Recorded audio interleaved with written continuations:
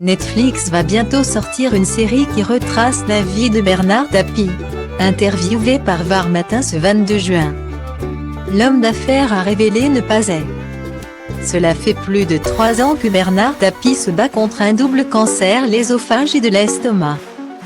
Après avoir tenté plusieurs protocoles expérimentaux pour lutter contre sa maladie, l'homme d'affaires donnait des nouvelles de sa santé sur le plateau de 20h30 le dimanche le 31 janvier 2021.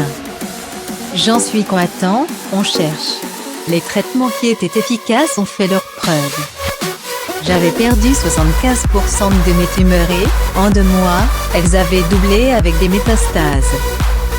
J'en suis content, on cherche, confiait-il à Laurent Delahousse. Mais avant que le cancer le frappe, Bernard Tapie a eu une vie palpitante. C'est pour cette raison que Netflix a décidé de lui consacrer une série.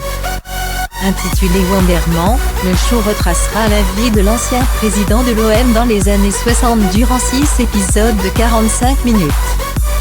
Réalisée par Tristan Seguela et Olivier Demangle, la série devrait sortir en 2022. La série est née dans la loge de ce film que je tournais avec Laurent. On se disait tous les deux qu'il ressemblait incroyablement à Bernard Tapie. On s'est fait la réflexion à peu près au même moment, se souvenait Tristan Seguela dans les colonnes de Première Magazine. Le 18 juin dernier, il se trouve que lui aussi, c'était un truc qu'il rêvait de faire. Alors on s'est tapé dans la main. Guillaumet.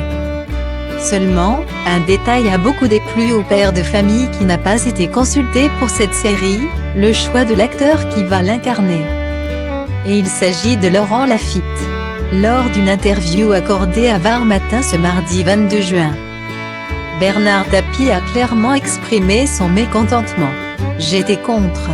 C'est le fils d'un copain. Le faire sans me demander mon accord de principe, ce n'est pas très bien. Il y a des choses qu'on ne fait pas. Qu'il y ait des documentaires, c'est autre chose, mais emprunter mon nom, c'est un peu lourd. » A-t-il confié. Un projet qui ne fait, d'emblée, pas l'unanimité.